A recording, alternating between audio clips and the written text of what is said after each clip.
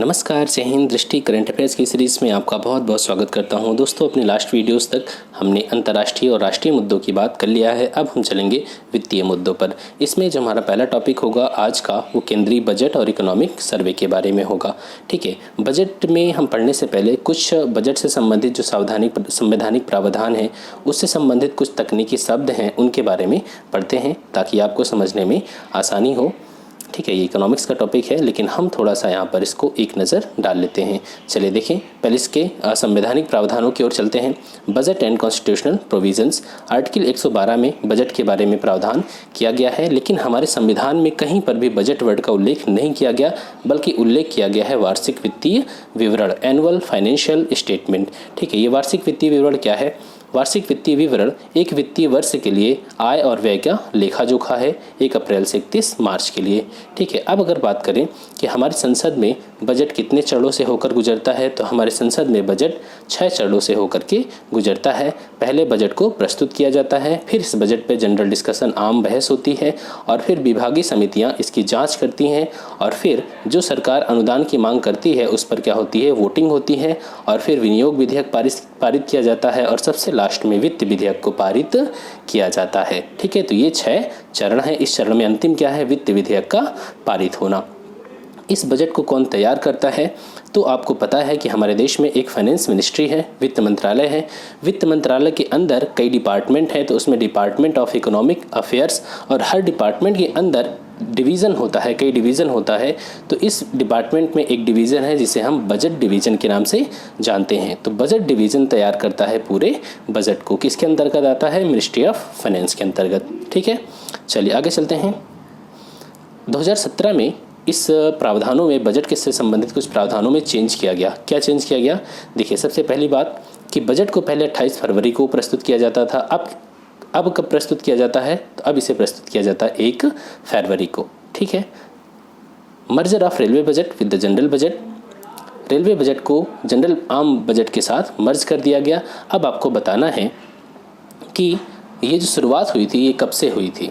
ठीक है, आपको पता है कि ब्रिटिश पीरियड में जो आम बजट था और रेलवे बजट था, उसको अलग अलग प्रस्तुत किया जाता था, और तब से हमारे देश में पूरा ये प्रावधान चल रहा था। तो आपको बताना है कि आम बजट को रेलवे बजट से कब अलग किया गया था। ठीक है, और किस समिति की सिफारिश पर, ये आपको कमेंट सेक्शन में ज़रूर बताना है। आगे चलें तो यहाँ पर doing away with plan and non plan expenditure, अर्थात जो योजनागत व्यय और गैर योजनागत व्यय हैं, इनको ख़त्म कर दिया गया। तो 2017 में ये चेंजेस लाए गए। क्लियर हो गया? आगे चलते हैं। अब यहाँ पर आपको पता है कि बजट में 2 प्रकार की प्राप्तियाँ, 2 प्रकार के व्यय होते हैं, राजस्व प्राप्तियाँ, पूंजीगत प्राप्तियाँ, राजस्व व्यय, पूंजीगत व्यय। आखिर ये राजस्व और पूंजीगत क्या है? व्यय तो समझ में आ रहा है, प्राप्तियाँ समझ में आ रहा है। अगर उसके पहले रेवेन्यू लग गया, कैपिटल लग गया, तो इसका क्या मतलब है? बहुत ही आसान है। आप एग्जाम्पल के तौर पर खुद को रखेंगे तो आप इसको बेहतर समझ पाएंगे। चलिए बात करते हैं। सबसे पहले हम बात करेंगे रेवेन्यू बजट की। रेवेन्यू बजट में क्या होगा? रेवेन्यू रिसीप्ट होंगी और रेवेन्यू एक्सपेंडिचर होगी। बजट का मतलब आय व्यय हुआ, तो रेवेन्यू बजट जब हम निकालेंगे तो इसमें राजस्व प्राप्तियां और राजस्व व्यय होगा। राजस्व प्राप्तियों में क्या आता है? देखिए, ऐसी प्राप्तियां, आपको पूरे इस रेवेन्यू और कैपिटल में 2 बातों पर ध्यान रखना है। एक है एसेट्स और दूसरा है लायबिलिटी। एसेट और लायबिलिटी आप खुद को इस जगह पर रखें। जैसे कि आपको कुछ प्राप्ति होती है कहीं से और आप कुछ व्यय करते हैं। ठीक है, तो क्या उस प्राप्ति से कुछ फ़ायदा आपको होता है, या कोई संपत्ति का आपका नुकसान होता है? ठीक है, आपको पैसा आया ना, मान लीजिए आपको 100 रुपये मिले, वो 100 रुपये कहाँ से आया? 2 तरीके से आ सकता है। या तो आपने अपनी कोई संपत्ति बेची है, ठीक है, संपत्ति बेची है, तो उससे आपका एसेट क्या हुआ? कम हुआ कि नहीं? वो संपत्ति क्या है? आपकी एसेट है, वो एसेट कम हुआ।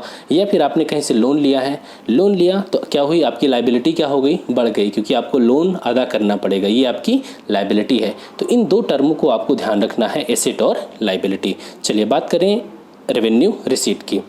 राजस्व प्राप्तियाँ, ऐसी प्राप्तियाँ, ध्यान से सुनिएगा, ऐसी प्राप्तियाँ जिससे ना तो संपत्ति में कमी आती है और ना ही लायबिलिटी में वृद्धि होती है।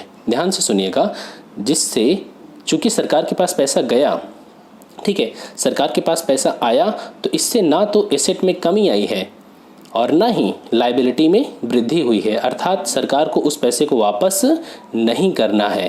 तो इसमें क्या क्या चीज़ें आती हैं, जैसे सरकार जो टैक्स से पैसा लेती है, क्या टैक्स से लिया गया पैसा वापस करना पड़ता है सरकार को? जी नहीं। क्या जो टैक्स से पैसा आया क्या वो संपत्ति को बेच करके आया? जी नहीं। तो यहाँ पर आप देख सकते हैं जैसे टैक्स हो गया और नॉन टैक्स सोर्सेज से आता है, जैसे कि dividend income, profit, interest receipt.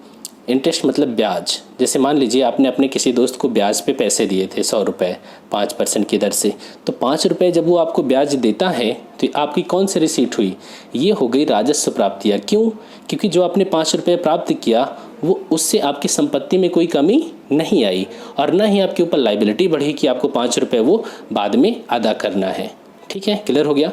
लेकिन आप ध्यान रखना, वो व्यक्ति जो सामने है वो जब 5 रुपये अदा कर रहा है तो वो क्या सोच रहा है कि यार इससे तो मेरी क्या हो गई, मेरी लायबिलिटी क्या हो गई, मेरी लायबिलिटी तो कम ही नहीं हो रही।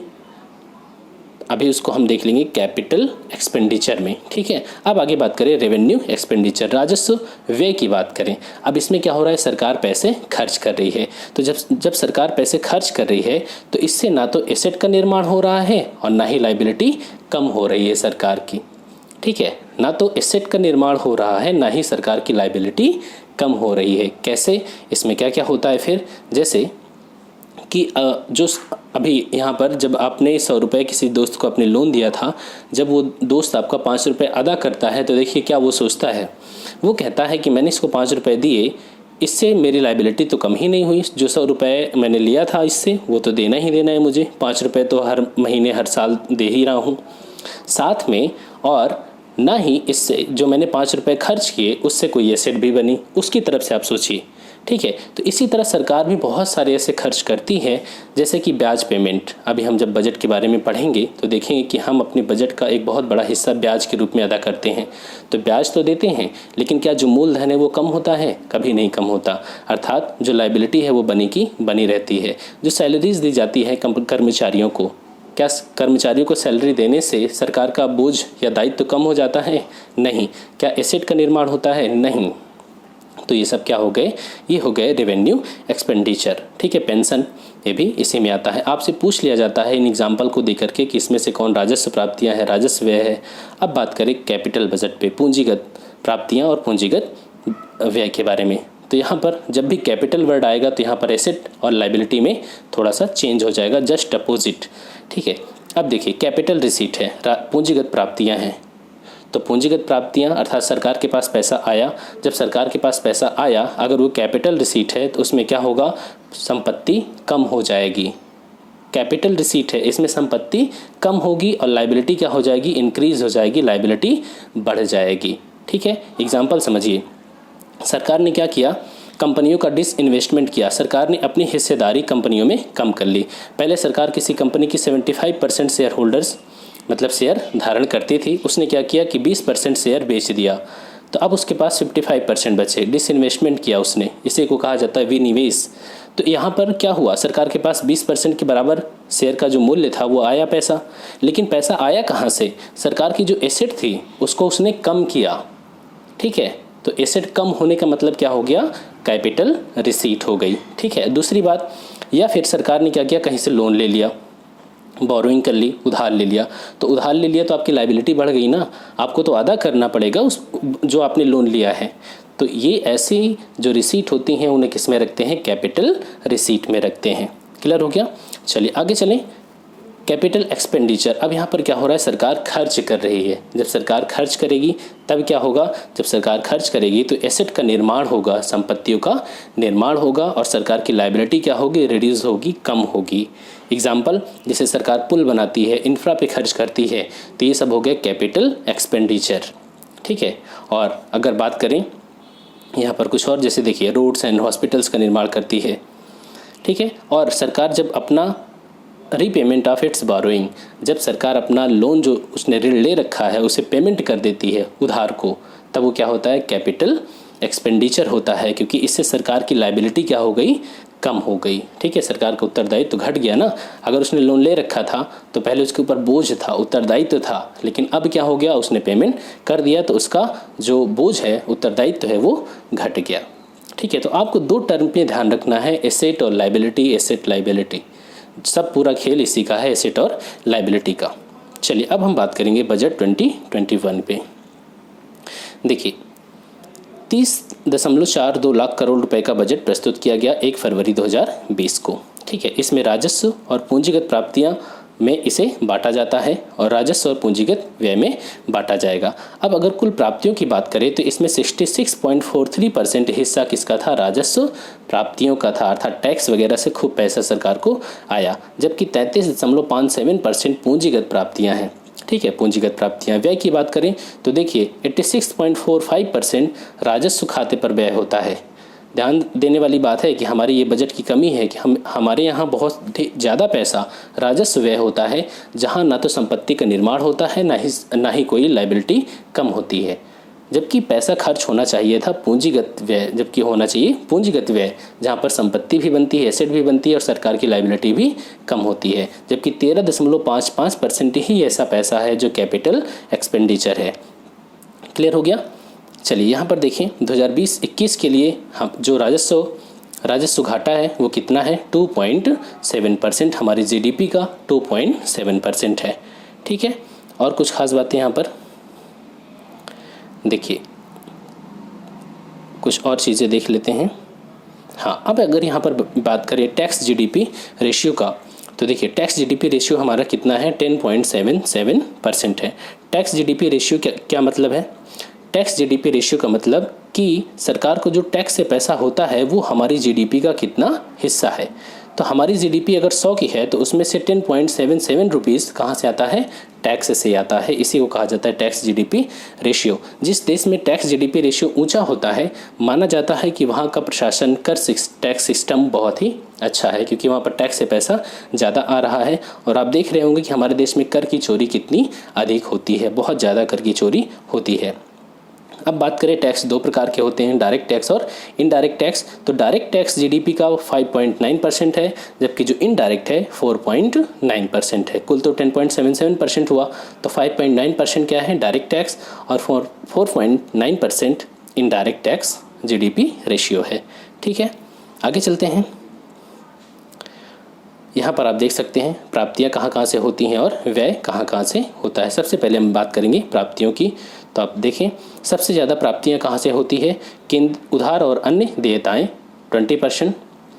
इसके बाद आता है, यहाँ पर आता है जीएसटी, कहाँ गया? सॉरी, हाँ, वस्तु और सेवा कर, ये है वस्तु और सेवा कर 18%, निगम कर 18%। और इसके बाद देख लें आप इनकम टैक्स सेकंड नंबर पे आता है, इनकम टैक्स थर्ड नंबर पे मान सकते हैं। जीएसटी, निगम कर, इनकम टैक्स 17%। और यहाँ पर देखें कर भिन्न राजस्व, याद रखने की कोई ज़रूरत नहीं है। अब अगर बात करें व्यय की, तो यहाँ देखिए सबसे ज़्यादा व्यय हम कहाँ करते हैं? सबसे ज़्यादा व्यय करते हैं हम 20% करों और शुल्कों में राज्यों का हिस्सा। आपको पता है कि राज्यों को भी हिस्सेदारी मिलती है, जो भी टैक्स सरकार को आता है, सेंट्रल गवर्नमेंट को, तो उसमें 20% हिस्सा किसको जाता है? राज्यों को दिया जाता है। उसके बाद देखिए ब्याज अदायगी, हम अपनी प्राप्तियों का, कुल व्यय का 18% कहाँ देते हैं? ब्याज में। जो हमने विभिन्न संस्थाओं से लोन ले रखा है, वर्ल्ड बैंक, IMF, ADB, ठीक है, तो इनसे जो लोन ले रखा है वो 18% ब्याज में जाता है। ठीक है, डिफेंस में हम 8% खर्च करते हैं।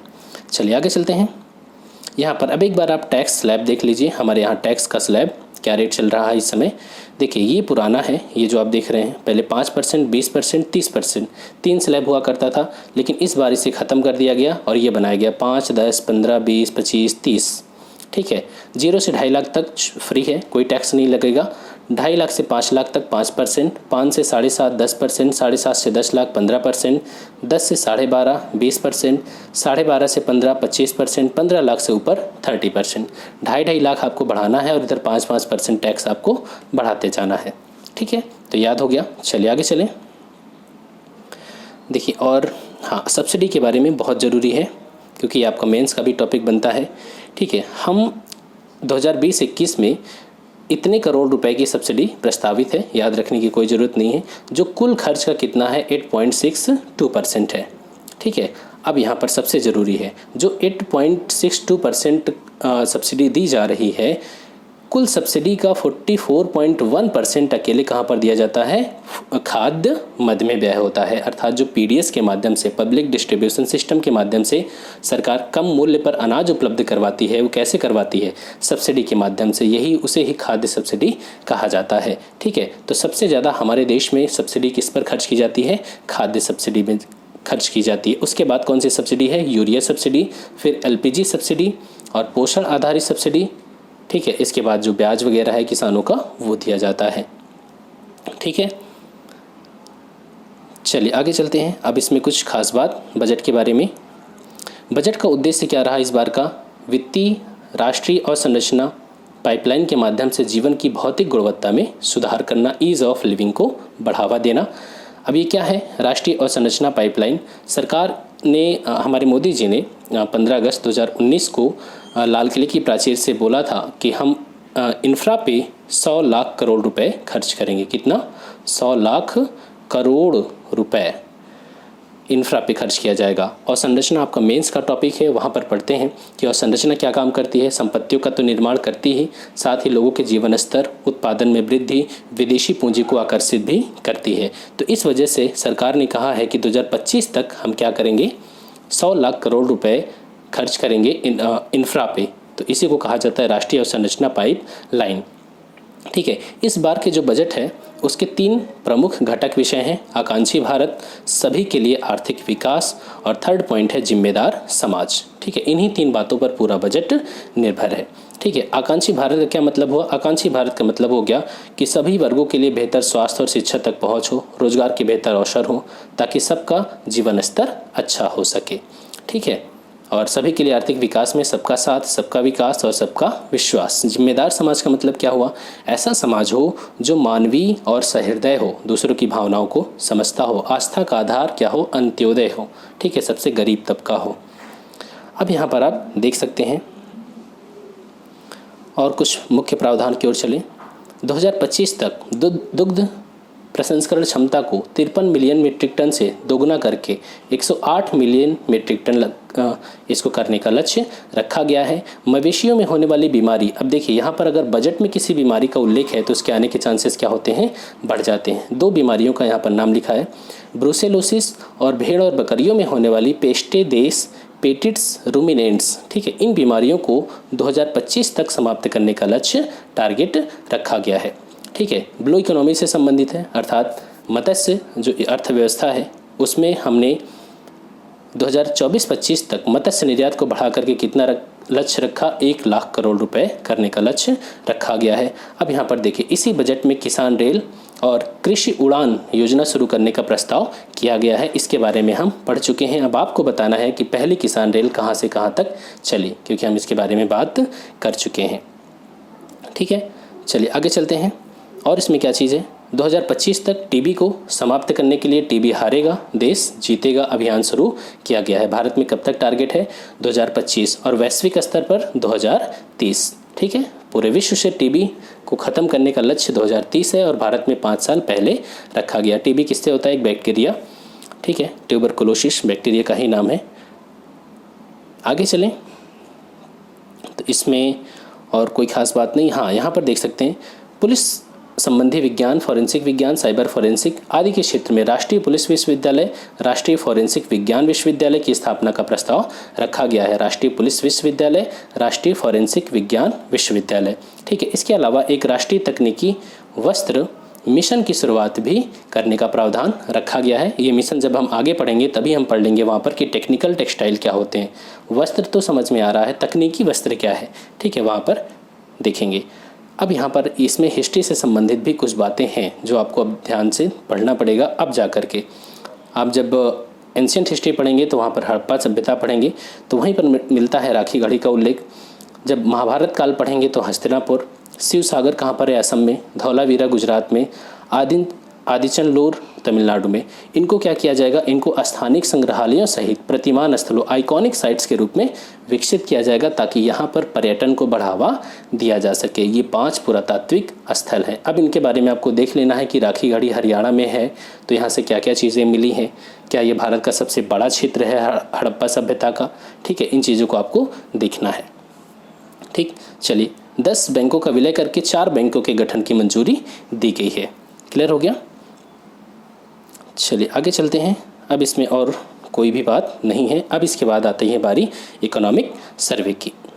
इकोनॉमिक सर्वे कब प्रस्तुत किया जाता है? बजट से पहले 31 जनवरी 2020 को इकोनॉमिक सर्वे को प्रस्तुत किया गया। इस बार भी इसको पार्ट 1 पार्ट 2 दो भागों में प्रस्तुत किया गया। ठीक है, भारत जो है नई कंपनियों के गठन में कितने नंबर पे है? तीसरे नंबर पे है। ठीक है, सबसे ज़्यादा कंपनियां कहाँ गठित होती हैं? तो इस अगर रैंक बनाई जाए तो इसमें तीसरे नंबर पे भारत है। ठीक है, अब यहाँ पर सबसे ज़रूरी बातें आ गई हैं कि हमारा जो व्यापारिक साझेदार है वो हम किन किन देशों से सबसे ज़्यादा आयात निर्यात करते हैं, किन किन वस्तुओं का आयात और निर्यात करते हैं। देख सकते हैं जो हमारा बायलैटरल ट्रेड है, द्विपक्षीय व्यापार है, उसमें केवल 2 ही देश ऐसे हैं, यूएसए और यूएई। ये 2 देश ऐसे हैं जिनके साथ भारत का द्विपक्षीय व्यापार पॉजिटिव रहा, अर्थात हमने इनको एक्सपोर्ट ज़्यादा किया और इम्पोर्ट कम किया। 2 देश कौन कौन से हैं? अमेरिका और यूनाइटेड अरब अमीरात। ठीक है, अब अगर बात करें भारत के शीर्ष 5 व्यापारिक साझेदार देश कौन कौन से हैं, तो आप यहाँ पर देख सकते हैं संयुक्त राज्य अमेरिका, चीन, संयुक्त अरब अमीरात, सऊदी अरब और हांगकांग। ये भारत के शीर्ष 5 व्यापारिक साझेदार है। खास बात क्या है कि यहाँ पर हांगकांग को अलग दिखाया गया है। ठीक है, आगे चलें। शीर्ष निर्यात मदे भारत से कौन कौन सी चीज़ें सबसे ज़्यादा निर्यात की जाती हैं? पेट्रोलियम उत्पाद, पेट्रोलियम प्रोडक्ट, मोती, कीमती अर्धकीमती पत्थर, औषधियों के नुस्खे, स्वर्ण और अन्य बहुमूल्य धातुएं। ये 5 प्रोडक्ट हैं जिनको सबसे ज़्यादा निर्यात किया जाता है। अब अगर बात करें सबसे ज़्यादा हम निर्यात किसको करते हैं, तो आप यहाँ पर देख सकते हैं अमेरिका को हम सबसे ज़्यादा निर्यात करते हैं, उसके बाद यूएई को, और उसके बाद चीन को, और उसके बाद हांगकांग को। ठीक है, आगे देखें आयात हम सबसे ज़्यादा किन किन चीज़ों का करते हैं, तो क्रूड ऑयल जिसको हम कच्चा पेट्रोलियम भी बोलते हैं, सोना, पेट्रोलियम उत्पाद, कोयला, कोक एवं ब्रिकेट्स। ठीक है, अब अगर बात करें तो भारत का सर्वाधिक आयात किससे हुआ है? चीन से, और उसके बाद अमेरिका से, उसके बाद यूएई से, और उसके बाद सऊदी अरब से। ठीक है, ये देख सकते हैं आप यहाँ पर चीन, संयुक्त राज्य अमेरिका, ये आयात की दृष्टि से हो गया। निर्यात हमने सबसे ज़्यादा संयुक्त राज्य अमेरिका को किया, उसके बाद यूएई को किया। ठीक है, और सबसे ज़्यादा हमने यहाँ पर देखें विश्वव्यापी निर्यात में शीर्ष भारतीय हिस्सेदारी वाली वस्तुएं, तो हमारे अगर विश्वव्यापी निर्यात की बात करें, हर देश का एक्सपोर्ट शामिल कर लें, तो उसमें सबसे ज़्यादा हमने किस चीज़ का एक्सपोर्ट किया? वो चावल का किया। 29.4% इसकी हिस्सेदारी है। आगे चलें, एक चीज़ आप यहाँ पर देख सकते हैं, जो कपड़ा उद्योग है वो कृषि के बाद सबसे बड़ा नियोक्ता है। एग्रीकल्चर के बाद सबसे बड़ा कौन सा उद्योग है जो रोज़गार प्रदान करता है? तो कपड़ा उद्योग हो गया। ठीक है, जिसमें 4.5 करोड़ लोग सीधे तौर पर उन्हें रोज़गार इसमें प्राप्त है। अब बात करें प्रति व्यक्ति आय की, तो किस स्टेट का जो पर कैपिटा इनकम है वो सबसे ज़्यादा है? तो गोवा का सबसे ज़्यादा है, उसके बाद सिक्किम और उसके बाद हरियाणा। ठीक है, यहाँ पर देख सकते हैं भारतीय अर्थव्यवस्था के बारे में। भारतीय अर्थव्यवस्था इस समय 5वीं सबसे बड़ी अर्थव्यवस्था है जीडीपी के संदर्भ में, और अगर PPP आधार पे बात करें, परचेजिंग पावर पैरिटी के आधार पे, तो विश्व में इसका स्थान क्या है? तीसरा है। ठीक है, देखिए ये है जो पाइपलाइन, इंफ्रा पाइपलाइन के बारे में। और जब हमारे प्रधानमंत्री जी ने घोषणा किया था कि 100 लाख करोड़ रुपए की हम इन्वेस्टमेंट करेंगे इंफ्रा में, तो इस बार के बजट में 102 लाख करोड़ रुपए इंफ्रा प्रोजेक्ट पे खर्च करने की बात की गई 2024-25 तक। ठीक है, और इसमें जो रेशियो होगा सेंटर, स्टेट और प्राइवेट सेक्टर का, वो 39 और 22 का रेशियो होगा। अर्थात इसका 39% कौन खर्च करेगा? केंद्र, 39 स्टेट और 22 प्राइवेट सेक्टर के द्वारा खर्च किया जाएगा। ठीक है, 2024-25 तक ये टारगेट रखा गया है। ये देखिए, energy project, road, railways, irrigation, rural infra, urban infra, industrial infra, social infra, ports, airports, telecommunication, agricultural and food processing infra, इन सभी चीज़ों पे ये पूरा खर्च किया जाएगा, जो 102 लाख करोड़ रुपए है। ठीक है, तो दोस्तों इस वीडियो में इतना ही। मिलते हैं नेक्स्ट वीडियो में, लेकिन प्लीज़ आप वीडियो को लाइक करना और चैनल को सब्सक्राइब करना ना भूलें। Thanks for watching.